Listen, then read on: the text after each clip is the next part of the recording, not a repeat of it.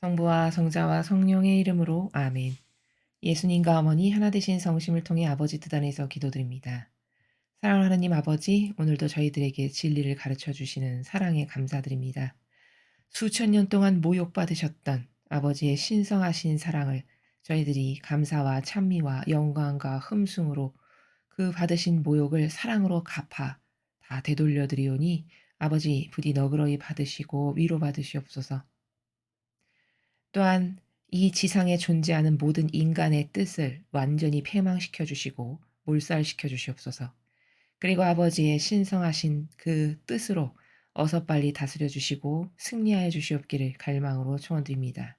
이 모든 기도 우리 주 예수 그리스도의 이름으로 기도드리나이다. 아멘. 성부와 성자와 성령의 이름으로 아멘. 안녕하십니까. 하나님의 뜻 성교의 피아스녀입니다. 오늘도 성경 말씀 안에 담겨져 있는 차원이 다른 그 진리의 세계에 대해서 여러분들과 함께 학습해 보도록 하겠습니다. 2022년 3월 23일 사순제 3주간 수요일입니다. 제일 독서 신명기 4장 1절 5절에서 9절까지 말씀입니다. 모세가 백성에게 말하였다. 이스라엘아, 이제 내가 너희에게 실천하라고 가르쳐주는 규정과 법규들을 잘 들어라. 그래야 너희가 살 수 있고 주 너희 조상들의 하느님께서 너희에게 주시는 땅에 들어가 그곳을 차지할 것이다. 보아라, 너희가 들어가 차지하게 될 땅에서 그대로 실천하도록 나는 주 나의 하느님께서 나에게 명령하신 대로 규정과 법규들을 너희에게 가르쳐 주었다. 너희는 그것들을 잘 지키고 실천하여라. 그리하면 민족들이 너희의 지혜와 슬기를 보게 될 것이다. 그들은 이 모든 규정을 듣고 이 위대한 민족은 정말 지혜롭고 슬기로운 백성이구나 하고 말할 것이다. 우리가 부를 때마다 가까이 계셔주시는 주 우리 하느님 같은 신을 모신 위대한 민족이 또 어디 있느냐. 또한 내가 오늘 너희 앞에 내놓는 이 모든 율법처럼 올바른 규정과 법규들을 가진 위대한 민족이 또 어디 있느냐. 너희는 오로지 조심하고 단단히 정신을 차려 너희가 두 눈으로 본 것들을 잊지 않도록 하여라. 그것들이 평생 너희 마음에서 떠나지 않게 하여라. 또한 자자손손에게 그것들을 알려주어라. 주님의 말씀입니다. 하느님 감사합니다.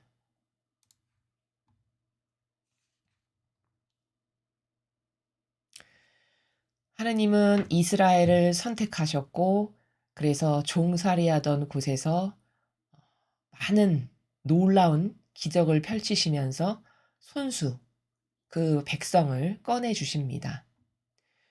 그리고 그것도 모자라서 꺼내 주신 것만도 감사할진데 이제 훌륭한 백성만이 따르고 살아갈 수 있는 퍼펙트한 규범, 계명이죠. 그것까지 그 법질서까지 내려주십니다. 이대로 살아라 이렇게. 그리고 지금 모세는 백성 앞에 그것을 선포하면서 이렇게 아버지께서 주신 거를 앞으로 너희가 잘 믿고 따르고 살면 대대손손 이 백성은 하느님이 주시는 은총과 축복이 차고 넘칠 거다 이렇게 선언하는 부분이죠 지금. 그래서 하느님께서 약속하신 이런 많은 엄청난 은총이 사실 이스라엘의 역사인 것이거든요. 그리고 우리는 아버지께서 이스라엘을 얼마나 많이 축복하시고 매 순간순간마다 어려울 때마다 아버지께서 그들을 살려내셨는지를 후대에 살아가는 우리는 보고 있죠. 근데 그럼에도 불구하고 다른 민족은 이런 아버지의 선택을 받아본 적도 없고 이런 축복은 상상도 못 해봤던 그런 축복과 은총을 주시겠다라고 약속하셨고 그 아버지의 계획 안으로 이끌고 계시는 에도 불구하고 왜 그럼 이스라엘은 패망했을까? 라는 점입니다. 이렇게 많은 약속과 축복을 주시겠다 하셨는데 왜 패망했을까? 하느님이 약속을 안 지키셔서일까요? 그렇지 않죠. 이런 어마어마한 축복은 반향을 똑바로 할 때, 인간 측면에서 이러한 축복을 받기에 합당한 반향을 할 때 이런 은총과 축복을 주시겠다라는 말씀입니다.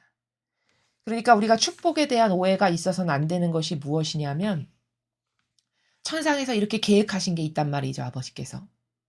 그러면 사람은 아버지가 이렇게 이렇게 주신다 했으니까 주실 거야. 물론 맞는 말이죠. 그러나 그 주시겠다라는 거는 마귀랑 하나 되고 타협하고 동조하고 끊임없이 마귀에게 양식을 대는데도 주시겠다는 말은 아닙니다. 그쵸? 왜? 잘못된 길로 가고 있는데 거기다가 축복을 계속 주면 그걸 마귀에다 갖다 주는 꼴이 되는 건데 그런 것을 하실 리가 없겠죠. 그렇기 때문에 이런 많은 약속, 많은 축복과 은총을 주시겠다라고 해서 법도 주시고 계명 이런 걸 주셨지만 그것은 그들이 그것을 수용하고 받아들여서 잘 지키고 그러한 올바른 화답을 할 때 이 두 가지가 주시는 것과 올바른 화답에 호응이 있을 때 상호작용이 있을 때 그때 아버지의 은총이 그 백성에게 합당해져서 주실 수 있는 거다라는 거죠. 그럼 이스라엘은 우리가 결과론적으로 이제 후대에 살아가는 사람이니까 알다시피 이스라엘은 망했잖아요. 물론 얼마 전에 아주 보잘것없는 건국을 하긴 했습니다만 그 영예롭던 이스라엘의 영화를 빛내는 나라가 이제 더 이상 되지 않죠. 자, 그렇다면 이스라엘은 왜 패망했을까? 하느님이 선택도 하셨고 이런 은총으로 위기의 순간에 축복을 주시기도 했고 이런 법도 주시고 다 이렇게 하셨는데 그것은 올바르게 반영하지 못했기 때문인데 더 구체적으로 말하면 인간이 조작해서 만든 제도와 전통이라는 누룩을 이 백성이 더 신뢰했지 하느님의 법을 더 신뢰하지 않았습니다. 결과론적으로 이야기하면 그렇죠. 이들이 맺은 열매를 보면 바리사이와 율법학자라고 하는 속이는 세력, 하느님을 대변한다라고 착각했던 이스라엘 백성이 하느님을 충직하게 사랑하고 섬긴다라고 착각했던 그 바리사 율법학자가 인간의 뜻을 조작하고 변형시켜서 만든 그 제도와 전통의 누룩을 받아먹고 그걸 더 믿고 신뢰하고 하나 됐지 아버지가 주신 계명을 믿고 신뢰하고 저것만이 전부야 저걸 지켜야지 이런 반영을 하지 않았다는 점입니다. 이게 패망의 결정적 요소입니다. 두 번째, 거짓 예언자. 자, 거짓 예언자는 어떠한 사람을 거짓 예언자라고 하냐면 예수님의 가르침, 예수님의 정신, 예수님의 모범하고는 다른 것을 가르치는 모든 사람이 다 거짓 예언자입니다. 다시 예수님의 정신과 가르침과 모범에 근거하지 않은 그 예수님의 정신과 가르침과 모범하고는 다른 것을 가르치는 모든 사람이 다 거짓 예언자다라는 겁니다. 그럼 이스라엘의 거짓 예언자가 얼마나 많았습니까? 다죠, 다. 그렇죠? 하느님이 직접 선택해서 보내신 소수의 예언자들 말고 그들 말고 다 바리사이법학자는 거짓 예언자였죠. 근데 그 거짓 예언자는 하느님을 사랑해서 아버지를 기쁘시게 해드려야지 해서 교회에 들어온 게 아니라 자기의 사욕과 욕망을 채우기 위해서 교회에 들어온 거죠. 우리가 다 알다시피. 그렇게 해서 거짓 예언자가 교회를 장악했죠. 자기의 사욕과 욕망을 채우기 위해서. 그리고 그들은 뭘 했냐? 전체주의, 자신들의 제도 전통으로 인간을 다스리고 그 위에 군림하는 이런 전체주의를 하기를 원했습니다. 그걸 실제로 했고 이렇게 해서 그런 거짓 예언자 전체주의자들 때문에 이스라엘은 그 거짓 예언자와 전체주의자에게 맹종하고 맹신하고 하나 되었으므로 하느님을 따르지 않고 거짓 예언자를 따라서 패망하게 됐다. 이 두 가지가 이스라엘이 패망한 결정적 요인이다라는 점입니다. 자, 그렇다면 진리를 배웠으면 객관화를 해야 되겠죠? 이 시대로 객관화해보죠. 이 시대도 아버지가 주신 계명을 지키지 않고 그리고 인간의 뜻이 조작하여 만든 제도 전통을 더 하느님보다 높은 것으로 놓고 그것을 따르는 것이 하느님을 섬기는 거라고 착각하게 하여 그래서 수많은 영혼들을 병들게 했고 그래서 병든 영혼은 아무리 옳은 진리를 말해도 저건 이상해. 이게 더 진짜 같아. 병든 자기의 감성이 보기에. 그래서 자기 병든 감성이 보기에 진짜 같은 것을 맹종하고 맹신하고 맹목적으로 따르고 하나 되죠. 이렇게 되는 한 희망이 있을까요? 없죠. 왜? 전자에서 보여주잖아요.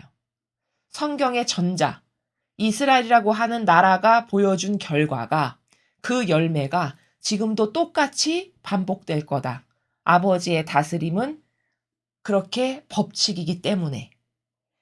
자, 이 점을 똑바로 인식한다면 빨리 달라지지 않으면 이 나라도 패망하기 십상이다. 왜? 이 나라도 이스라엘 백성처럼 끊임없이 제도 전통의 누룩 그것만이 옳다라고 믿고 하나 되길 열렬하게 하나 되길 원하죠. 그다음 두 번째, 거짓 예언자의 말을 하느님 말보다 더 맹종하고 맹신합니다. 그렇지 않습니까? 교회의 누구, 높은 무슨 직함을 가진 누구 그분이 이렇게 말했대. 그 말은 맹종하면서 매일같이 아버지께서 말씀하시는 메시지나 이 성경에서 말씀하시는 수많은 진리의 법칙은 따르지 않고 듣지 않고 한 귀로 듣고 한 귀로 버리는. 이게 이스라엘하고 똑같죠. 완전히 판박이처럼 똑같습니다. 반향이. 이렇다면 이런 백성이 전부 다다. 그러면 그건 볼 것도 없이 패망입니다. 아버지의 진리는 달라지지 않아요. 과거에 A를 해서 망했다. 그럼 이 시대도 A를 하면 똑같이 망합니다. 그래서 소수의 남은 자녀들만이라도 그것을 아버지께서 당장 내리치시고 싶으신 것을 우리를 봐서라도 내리치지 말아주세요 하고 배상과 보석을 그렇게 열심히 하는 겁니다. 끊임없이. 저희를 보셔서라도 살려주세요. 저희가 이들이 깨닫지 못해서 지은 수많은 죄 대신 배상 보석합니다. 그래서 이걸 하는 겁니다. 사실은 이 세상이 벌써 몽둥이가 내려쳐졌어도 수십 번은 내려쳐졌을 텐데 아직까지 이렇게 아버지가 그냥 좌시하시면서 흘러가게 되는 이유는 이렇게 깨어있는 자들의 열렬한 기도를 절대 무시할 수 없다는 점. 그래서 우리가 깨어있지 못한 병든 사고방식이 그런 이들이 깨닫지 못하여 지은 죄를 저희가 대신 배상보속하니 이 나라를 살려주시고 불쌍히 여겨주시고 저희가 바치는 이 기도가 그 모든 마귀를 패배시키는 강력한 무기로 아버지 부디 써주시옵기를 이러한 등등의 기도를 많이 바치는 거죠. 그래서 빨리 깨달아야 되는 것은 아버지는 이스라엘을 이렇게 많이 축복하셨으나 자손이 수없이 많게 하고 너가 차지하게 될 땅에서 이렇게 풍요하게 잘 살게 내가 해줄 거고 엄청나게 많은 은총과 축복을 주셨지만 하나도 누리지 못하고 이스라엘이 끝끝내 패망한 것은 두 가지의 이유 때문인데 그 두 가지가 지금도 반복되고 있다는 점. 그것을 고쳐서 완전히 새로운 방향으로 달라지지 않는다면 이 시대도 똑같은 패망의 꼴을 볼 수밖에 없을 거고 희망 없는 시대로 패망하게 될 거다라는 점입니다. 그래서 깨어있는 여러분들께서 그리고 주변에 혹시라도 가능성이 있는 한 명의 영혼이라도 더 여러분께서 노력을 하셔서 더 아버지께 가까이 이끌고 그래서 그들이 아버지 뜻 안에서 똘똘 뭉치고 하나 돼서 더 많은 희생과 배상과 보속과 갈망의 기도를 아버지께 바쳐드림으로 그 기도를 보시고 마귀도 패망시키시고 또 이 나라도 살려주시고 싶으신 그런 아버지의 마음이 되실 수 있게 우리가 그러한 노력을 해야 되는 거다라는 점입니다. 자, 계속해서 복음 말씀 보시겠습니다. 마태오복음 5장 17절에서 19절까지 말씀입니다. 주님 영광 받으소서. 그때 예수님께서 제자들에게 말씀하셨다. 내가 율법이나 예언서들을 폐지하러 온 줄로 생각하지 마라. 폐지하러 온 것이 아니라 오히려 완성하러 왔다. 내가 진실로 너희에게 말한다. 하늘과 땅이 없어지기 전에는 모든 것이 이루어질 때까지 율법에서 한 자 한 획도 없어지지 않을 것이다. 그러므로 이 계명들 가운데서 가장 작은 것 하나라도 어기고 또 사람들을 그렇게 가르치는 자는 하늘나라에서 가장 작은 자라고 불릴 것이다. 그러나 스스로 지키고 또 그렇게 가르치는 이는 하늘나라에서 큰 사람이라고 불릴 것이다. 주님의 말씀입니다. 그리스도님 찬미합니다.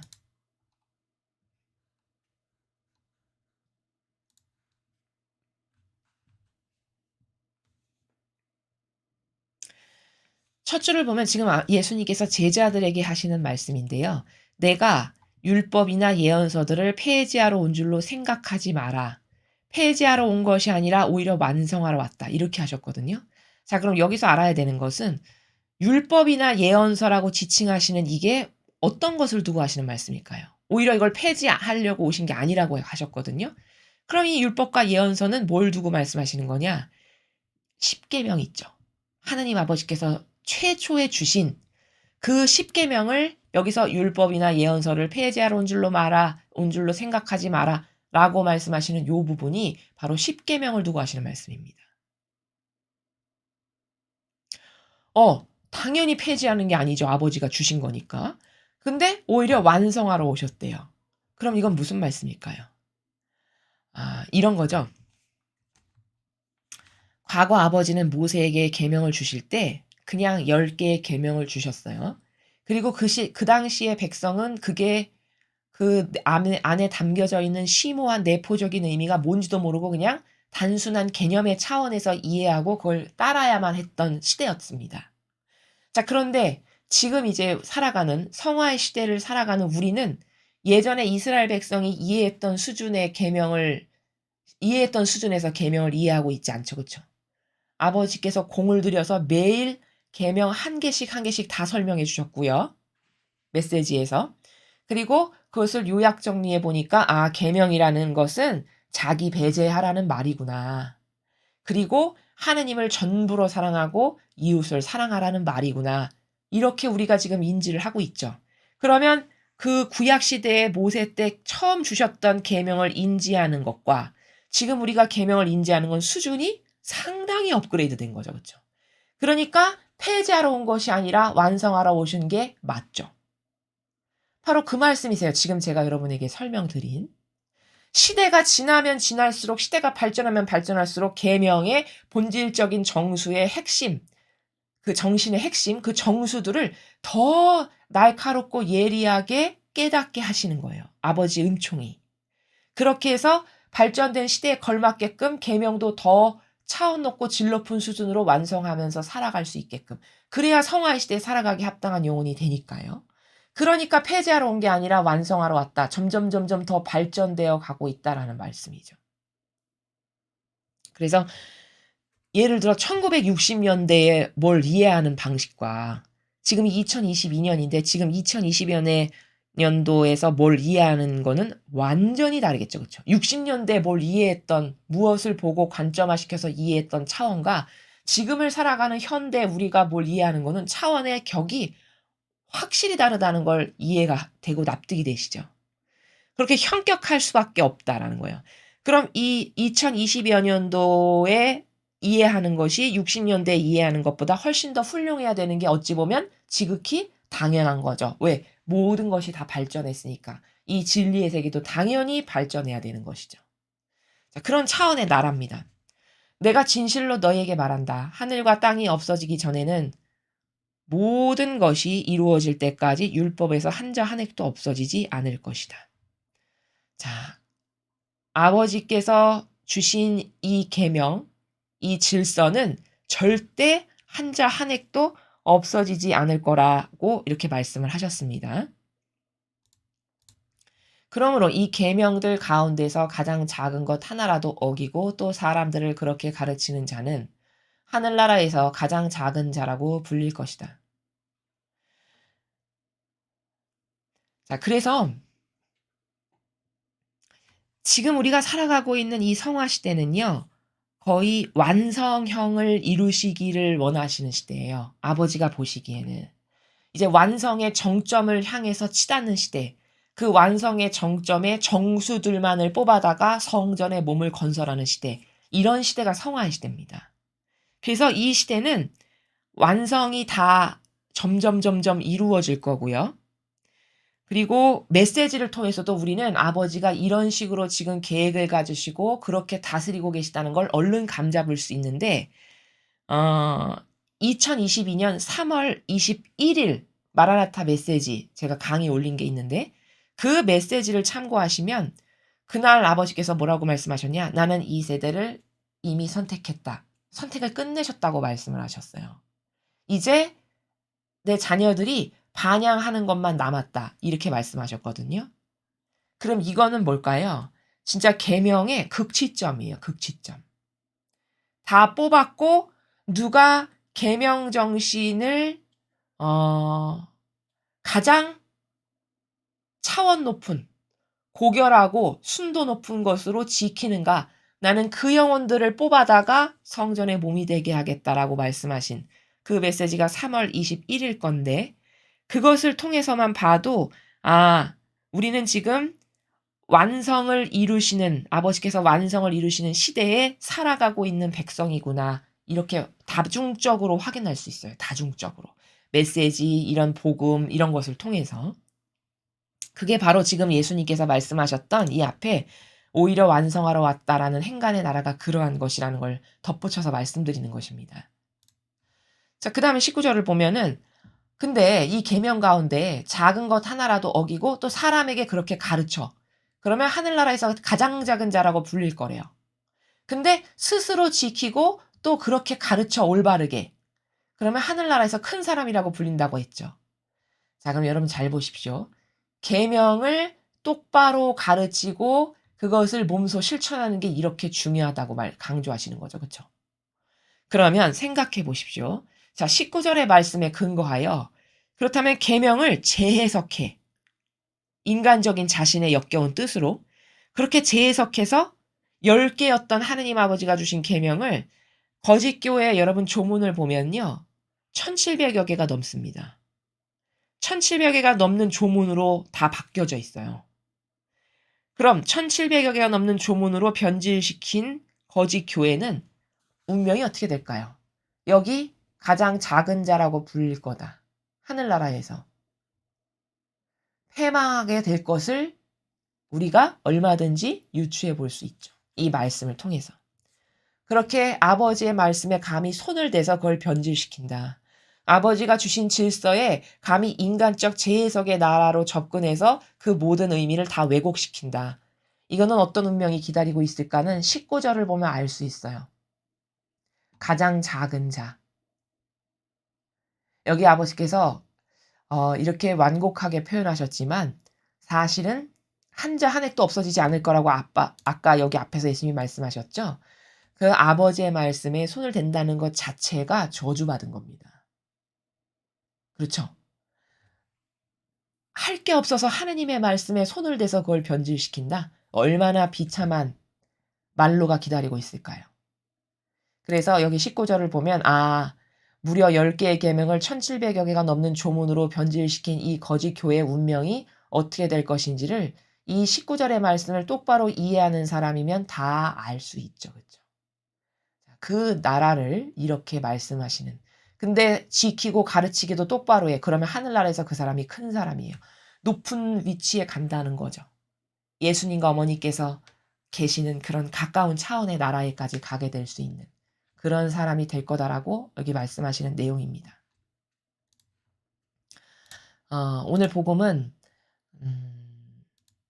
계명은 시간이 지나면 지날수록 시대가 지나면 지날수록 더 완성형으로 완성되어 가고 있고 그리고 아버지께서 어떤 완성형을 이루시는지는 메시지를 통해서도 우리가 중복적으로 체크하고 확인할 수 있다는 점. 그리고 독서를 통해서는 아버지는 이스라엘을 정말 많이 축복하셔서 이렇게 많은 약속을 하셨는데 불구하고 패망한 건 왜일까? 이스라엘의 반향이 거짓 예언자 또 그들이 인간의 뜻이 조작해서 만든 그 제도와 전통이라고 하는 그 누룩 그것을 하느님보다도 더 높은 곳에 갖다 놓고 그것을 더 신봉하고 믿고 신뢰했던 그 반향 때문에 그 열매 때문에 이스라엘은 망한 거다.